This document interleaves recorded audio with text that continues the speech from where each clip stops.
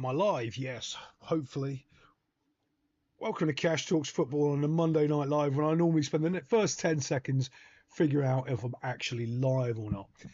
Well, if you're new here to this channel, this is a place where you can grab some football knowledge to add to the vast library of stuff that you probably already know. I always used to say when I would go on a coaching course that, and it's the same for anybody else, everyone would say the same thing on the coaching courses, and even the ones I would teach. You'd know 85 to 90% of what's being taught on a coaching course in a coaching class. Everybody would. You guys would. Everybody does.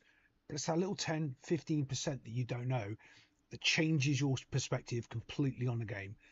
And that's what this channel is. With that little 10, 15% that gives you a completely different outlook that nobody else is talking about, that nobody else is discussing, to make your knowledge a little bit better. The things we are going to talk about today, though, we are going to do the 10-year talent cycle. We are going to touch on that. We are going to go over the Classico and talk a little bit about that as well. What else? We're going to do a little bit of Nottingham Forest stuff.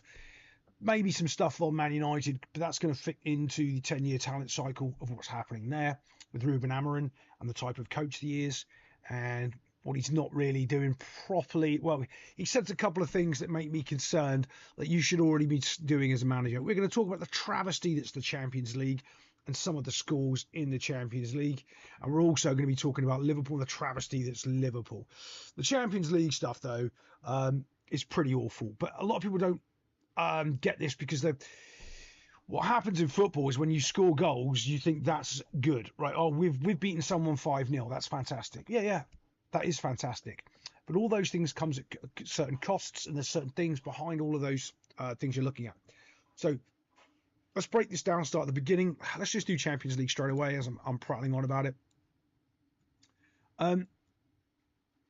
With the amount of goals that were scored in the Champions League over this week, people were going, oh, the Champions League's great. Look at all the goals getting scored. No. So back in the early 2000s, when I was running multiple youth academies all over the place, there was this problem that we'd identify with bad coaches. What bad coaches would do, they'd have a good team and they'd play against a rubbish team and they'd beat them 14-0, and they'd go, look how good my team is. Two things would happen from that. One, the team that won 14-0 didn't learn anything, weren't challenged, those players didn't get better, and they don't progress to the first team. The team that loses 14-0, they all just quit football. Now, there's another part that happens with all those players that have just won 14-0. They weren't challenged, they weren't tested.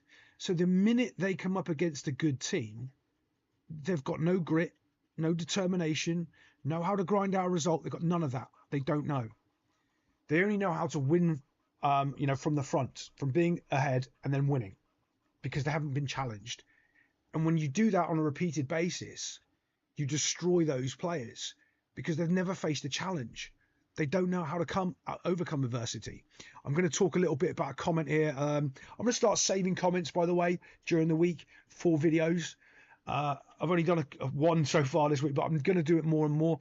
So if you want me to talk about your comment from any video, stick it in the comments. Say, hey, can you talk about this on Monday night? Because I will start recording them and sticking them down so we can actually go over some of those, because some of you guys make great points and even things I'm already thinking about, and then I just can, by the time I get here, I can completely forgot, because I'm busy, and being an undergrad in law school and doing all sorts of other stuff fries my mind half the time.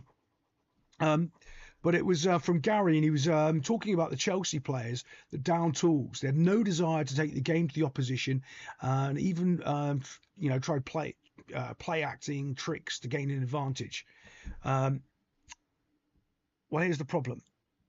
That's because when they've come through, and they've come through whatever system they've come through, we're going to talk about the 10-year talent cycle. That's so important. Actually, I'm pointing the wrong way. Yeah. The 10-year talent cycle, which is so important. People don't get what that is, and that does affect players in the Premier League today, because all of that stuff's happened 10 years ago in the academies. So now it's starting to come into the Premier League. You're starting to see these players that can't grind out results, that can't come from 2-0 back to win 3-2, that don't have any leaders on the field, that don't have desire of character to come through. So it isn't that you've got to think of it in blocks of 10. So from 24 and below is one cycle. From 24 and above is another cycle. So everyone that's 24 and above is playing one certain way. Everyone that's 24 and below is another certain way. And then that changes every 10 years. So it isn't the fact that, the under 14s now are all playing here and everyone from, no, it doesn't quite work like that. So the people at under 20, over 24, all the way up to the 35, 40, 50, they're playing a certain way, and that all phases out as this model from the academies slowly gets pushed through to the to the professional league. And that's what happens with a lot of these players. They all just sort of fade away because they don't have the grit and determination because it wasn't fed to them properly in the academy levels. And that's what's happening in this Champions League. Sipping me Diet Coke. So with the Champions League, you've got this mixture of results where so many teams have scored so many goals and it makes teams look good. But they're not playing anybody. So what happens is when you get to the group stage, the teams that weren't winning by 5-0 or doing whatever are in a better standing than those other teams that have been winning 5-0 because they've been playing quality opposition. You only get better for playing better teams. You don't get better playing rubbish teams and running up the score in the Champions League and everyone thinking, oh, this is good, but no, it's rubbish. It's absolute rubbish. And what it does do is it absolutely disintegrates the Champions League. It tears the Champions League right down. It devalues it. They're not good games. There's not quality games in there. You see some good goals, but they're not quality games of football. And that's what's happening. Not just there, though, everywhere. That's happening across the Premier League. It's pretty much everywhere, really. I'm losing my voice. Oh, we've got a ref there. Let's get rid of it. No, let's not get rid of him because we're going to rant about refs at some point today. And that's what's happening in the Champions League. And it is by design because if I know this, they know this.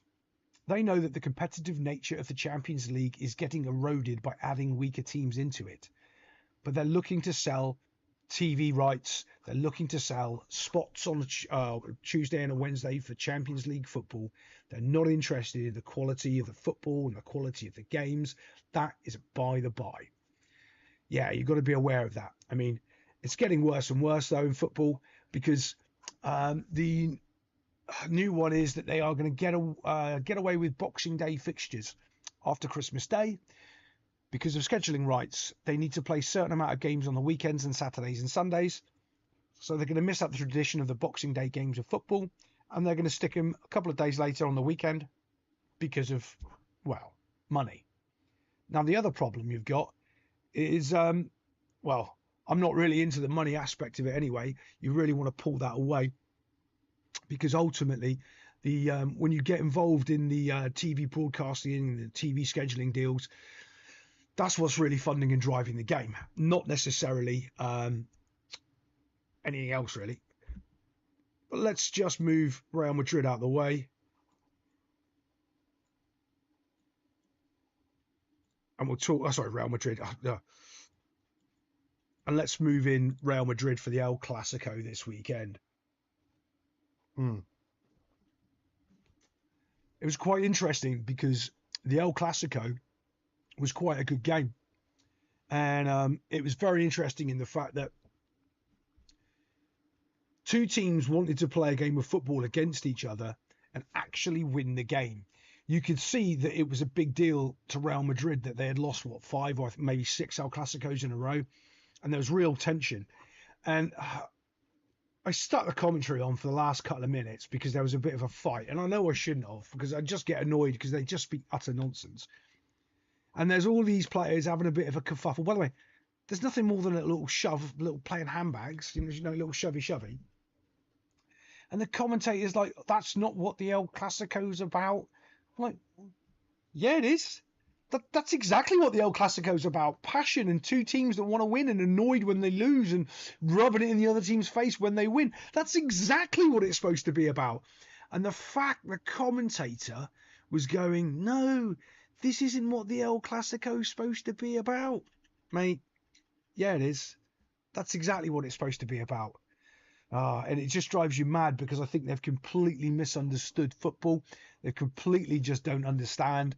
And it's just frustrating to see that these people just, and they're only saying it because they have to say it because they're on TV. That's not their real opinion.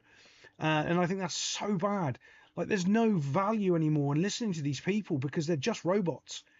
They're just repeating some sort of PR nonsense, and there's no what's that? Genuine, that word, genuine something or other. There's none of that at all whatsoever from any of these people. None at all. I do like the fact that Sunderland are doing so well, though. Do have to touch on Sunderland for a little bit. Sunderland were doing fantastic. I think they're second. No, Bournemouth is second in the league. I do like a good old team that comes up from the Championship and starts to do so well. And I do think that that's absolutely fantastic that Sunderland are doing brilliant. I do like that. Just have to give them a little mention. I'm going to keep them up here. I'm going to put Sunderland up here with my Nottingham Forest and my Crystal Palace.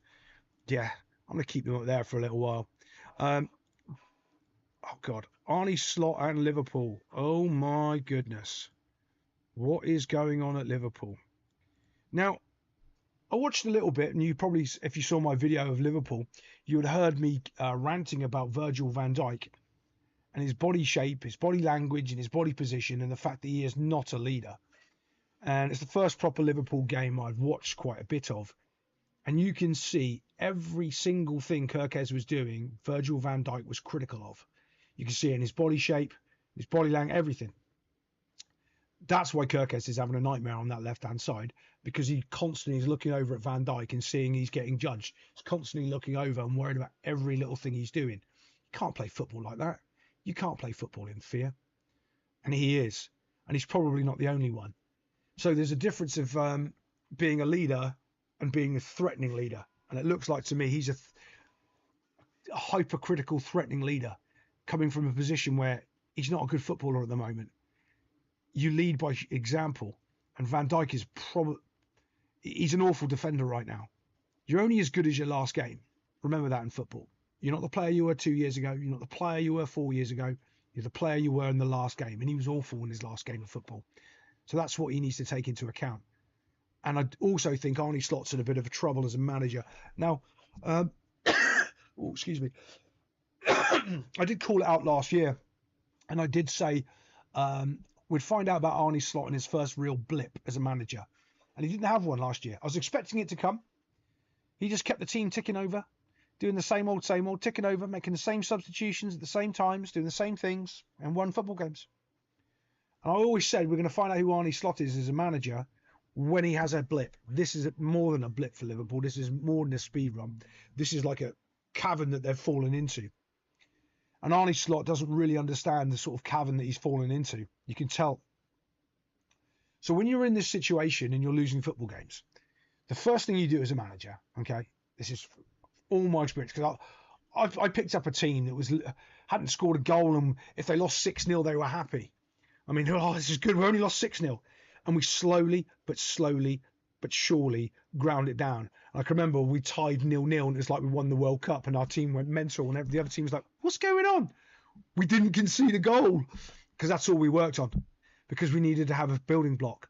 What was happening with these teams that lose a lot of goals is you've got no discipline. People go, well, that's a buzzword, discipline. What does that mean? What does that mean, discipline in your position?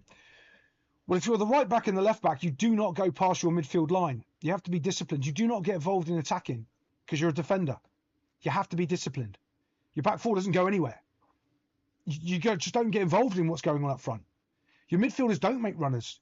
You play the ball to your three up front and you let them deal with it, and everyone sits in and make sure you do not concede a goal on the counter-attack, or you do not give up a goal. You sit there.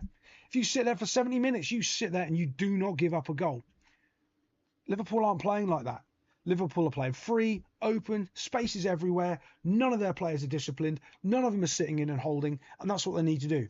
No, Dom Slomosai runs into the box. No. You don't go past the halfway line, mate. Everyone sits in. We give it to those three up front, and we let them do what they do. That's it. And we do not concede a goal, because Liverpool don't need a win right now. That is not what Liverpool need. Liverpool need a clean sheet. They need 0 goals scored against them. And if Arne Slot doesn't see that as a manager, he's shocking.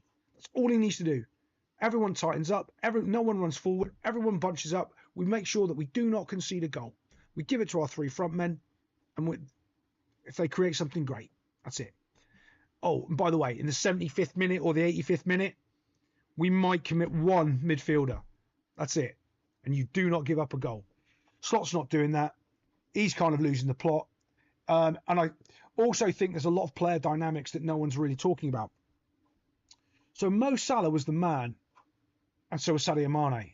Sadio Mane disappeared. Mo Salah's the man. Isak's come in. And what happens when this studs come, don't care who you are, your nose gets out of joint. Salah is the man, but Isak's the man because they just spent 150 million on him. So it plays with your psyche. You might not be able to verbalize how you're feeling that change, but there's a massive change because the praise is all going to Isak. I can remember at Man United when I was saying, and nobody understood this, when Paul Pogba was there and Jose Mourinho was there, and Paul Pogba was scoring free kicks and penalties, loads of assists for Man United. They were doing well. He was the man. And then they brought in Bruno Fernandes to play in the exact same position as Paul Pogba, to do all the free kicks, not Paul Pogba, to take all the penalties, not Paul Pogba. What happened to Pogba? Fell off the cliff. From winning a World Cup for being a great footballer to falling off a cliff, because it is completely and utterly damaging to a player's ego when they are the best player, they are the man, and all of a sudden they're not. And it's not that someone's come and told them, no, Salah, you're no longer the man at Liverpool. It's where's all the press, where's all the media attention? And even someone as humble as Mo Salah, which he is, it still gets to you. It still affects you. It still affects the team balance. It still affects everything going on in that team. And I also think there's a bit of an ego trip with Van Dijk and Konate. I think Konate wants out because I think he knows that Van Dijk makes a lot of problems and mistakes and Konate gets blamed for them. I think that's a huge, huge problem there. But Liverpool need to learn to defend and not just give up a goal. Just defend. That's it. Don't concede a goal. It's the only way forward for them. I'm going to go on my Ruben Amorim rant now because I heard him chatting some nonsense, which is no surprising. So I've got a mad cough and it's doing my head in. I'm almost over my cold. So Ruben Amorim made some comments about what he's trying to do at Manchester United. And to me, it baffled me because people were talking about like, oh, this is what he's supposed to be saying. Oh, this is really good. This is interesting. I'm like, what? This is what every manager should be doing. He was talking about infrastructure and building the academy and players to come through. Like, yeah, that's standard day one stuff. Why are you talking almost a year and a half into your position? That's exactly what you should be doing day one. You should be building up from every little aspect of this football club. Like, what are you talking about?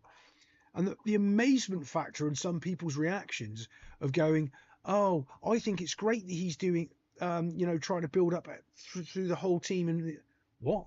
There's only about 3 or 4 clubs in the world that don't do that because they've already done it. Barcelona, having a great academy. If they replace the manager in and out, it doesn't really matter because the system is ingrained from the academy and this is the way that they play. Bayern Munich, their academy does what they do. They can replace the manager in or out and they just buy the best talent from the Bundesliga. Real Madrid, different model. They kind of got an academy, but they just buy the best players and ignore everything else. Man City, an academy, structure, replace the manager in and out, it doesn't matter. People think Pep Guardiola matters. Probably not at Manchester City. It's a well-oiled machine behind the scenes. They have a huge system of play and a huge system at Man City that Pep Guardiola slotted into. Pep Guardiola didn't build that infrastructure. How far are we into the live stream? Oh, I don't know if I can say it. Yeah, Pep Guardiola didn't build that infrastructure at Manchester City. It was already in place before he got there. And they've been working on it for years and years, building it and understanding the model of how it goes up through. So when they replace him, they'll replace him with another manager doing the same job. When you're going into a club like Man United and they don't have that infrastructure and stuff in place, you need to be what's called a club builder or a team builder. That's my skills and expertise, especially in football, is understanding all of that process and getting that done as quickly and as fast as possible. That's why the 10-year talent cycle is so important and understanding that. Because if your academy isn't set up properly and your whole structure isn't set up properly, every time you change the manager, you change the philosophy.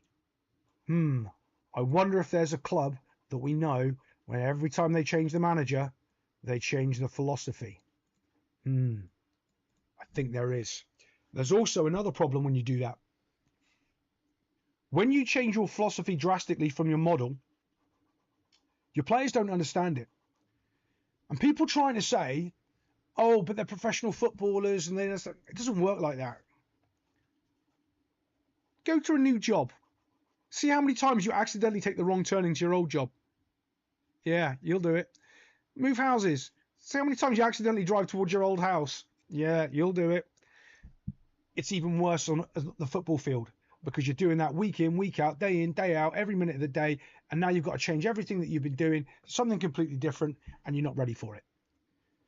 And now, what Nottingham Forest has happened after their pre-season and being trained to do all these other things, now they're being asked to go back and do it again with another new manager. Go back to the old way, the old system, something else completely different. Maybe we don't know. Oh, and it's all a mess. The best thing that you can do in a football club is stay consistent. If you stay consistent, you can build. It doesn't matter if you're consistently bad or consistently good. It sounds silly, but it doesn't. Just be consistent, and then you can fix a little bit. Then you can fix a little bit, and you can fix a little bit.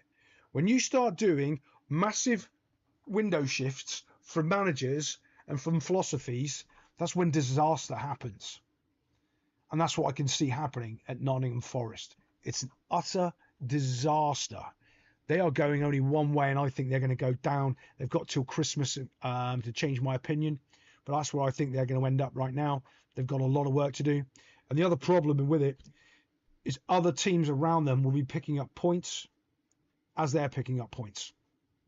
So as they're trying to get better, well, everybody else is trying to get better. As they win a game, the other teams around them are winning games, and they're already quite far away. And that's the problem when you get yourself in those little relegation zones and those little relegation fights. Yeah, it's one of the comments I got from Dyche is a really bad appointment. Low block football going backwards through the club. Marinakis, well, yeah, it wasn't. Yeah, we're not reading that, but yeah.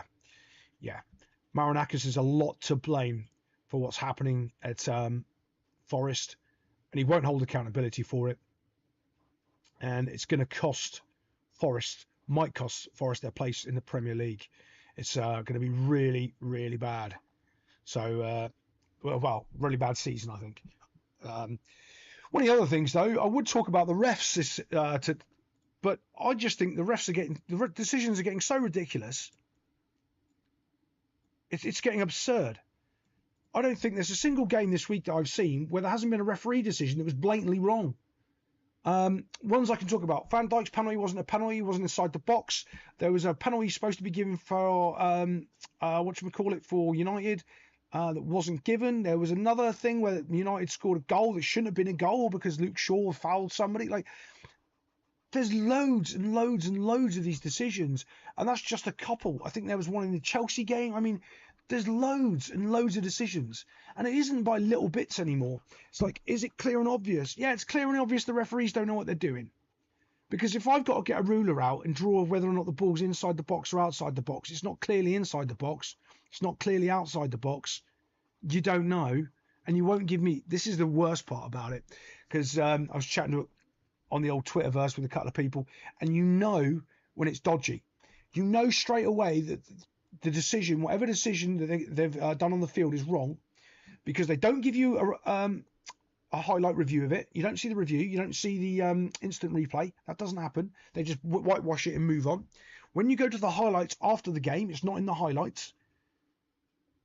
Why not? And then when I go on Twitter to look at it from another country, it says, oh, this is banned in your country. You can't look at this.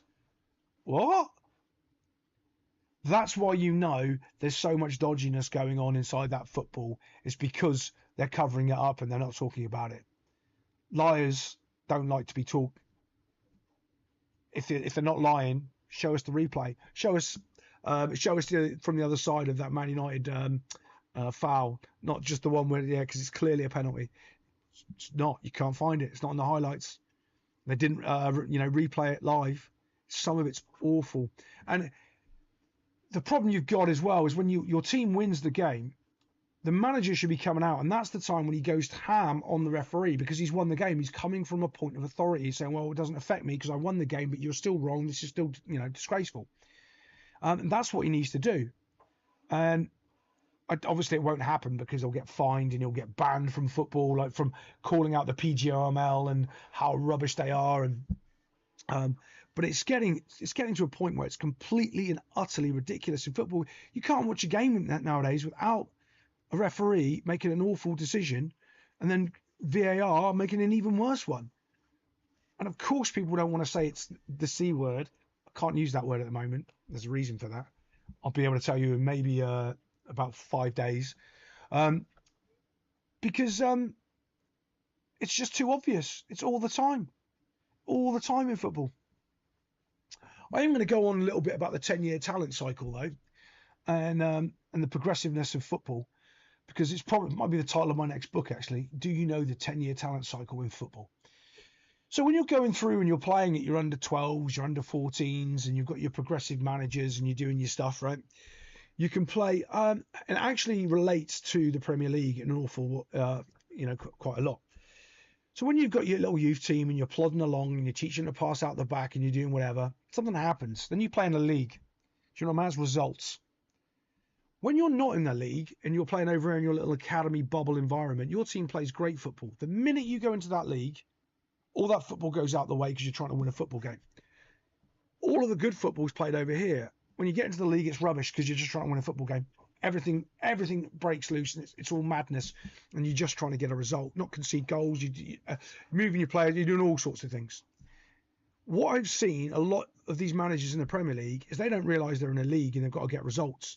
They're still busy trying to do this development academy philosophy of coaching, trying to do this thing, but they're forgetting they need to win a football game. And I used to argue with all my employers all the time because they couldn't understand how I was doing things, because I would develop players and win games at the same time. And then we'd slowly develop our strategy and system over time. And they would go, yeah, but you were rubbish last week. Yeah, but we won 4-0. Yeah, but why did you your passing accuracy was bad. This was yeah, but we won 4-0. Because if we tried to play football against this team, we would have lost.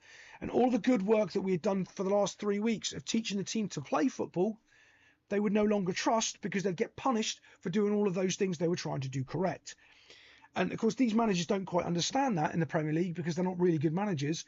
And that's also neither do the players, because long has gone the time of, okay, we need to get a result, so we need to play a little bit differently today, and we can't play our style of football because they know our style of football, and if we do play our style of football, we're going to get punished for it. So then we won't be able to do it properly next week when we can do it against a team and a system that we can play against. None of that happens. They just sort of go, this is what we're going to do, and off we go, and we play, and I've got to play him because we bought him, and it's madness.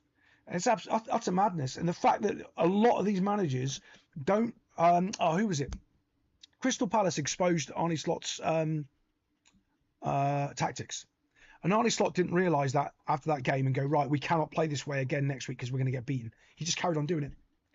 And then he carried on doing it the week after, knowing that they already know exactly how to tear his system apart because he's doing too many things that are wrong, which he could do last season because no one had figured it out. They have now. Like one of my favourite things of when I figured playing against a 4-3-3 system, the way that Pep plays, I figured out years on how to beat that system, hands down. I love it. Play against me. Go on. I'll beat you 8-0.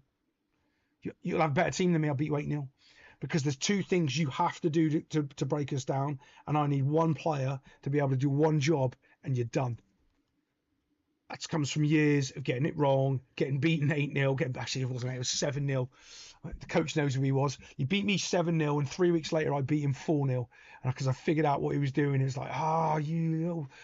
And you kick yourself because you think you should be smarter. But when you're on the field and you're coaching, you're in so much emotion, you can't see the wood for the trees sometimes. You have to sit back and look at it and go, right, how are they picking me apart? We're good. And it's not. Sometimes it's the simplest things. And that's where a lot of these coaches are falling down. It's the simple things. But also they don't have a background in proper coaching. What they've got is a background in paperwork and doing their their pro license. They don't do an advanced pro. They do advanced youth. I don't even do that course anymore. I have to keep an eye on what football courses they're still doing, because A lot of the ones I've done have just disappeared. They don't have a real background in grunt football. So, for instance, Steven Gerrard and all of these other coaches, they're just coming into a team and they don't know how to really coach. What they know how to do is coach a team that's got some players in it. Vincent Kompany's classic example. He's gone to a team, Bayern Munich, that's got players. He doesn't have to develop people. He doesn't have to make his team better. They're already there, set. In he comes, brilliant, off they go. That's a really good opportunity for an ex-player. That's a club you want to manage if you're an ex-player. Same as like Barcelona. An ex-player doesn't want to manage Real Madrid because the infrastructure isn't the same.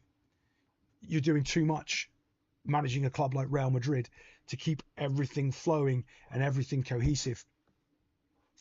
So when you're coaching and you're trying to get all your philosophies or your your style of play and your systems, the people like the Nunos and the Sean Dyches, they're the people to look at, but in 2 years' time. So what do? They build a structure and a foundation that can't be beat, and then we start building forward. The difference is Dyche never really has the players to actually see if he can go to the next step and start teaching progressive passing and all the other good things he wants to do, because it's about stopping goals and doing the simple things. What a lot of these other managers do, for instance, Arne Slot is doing, is they've forgotten about the basics of defending, keeping it tight, doing all these good things, and they're just going trying to teach the advanced tactics and all this stuff here. No. Stop all that and come back to the basics. Because remember, 10-year talent cycle. A lot of these players haven't gone through and learnt the basics of football. Playing tight, keeping it, building, winning a team. They haven't done that. What they've ended up going to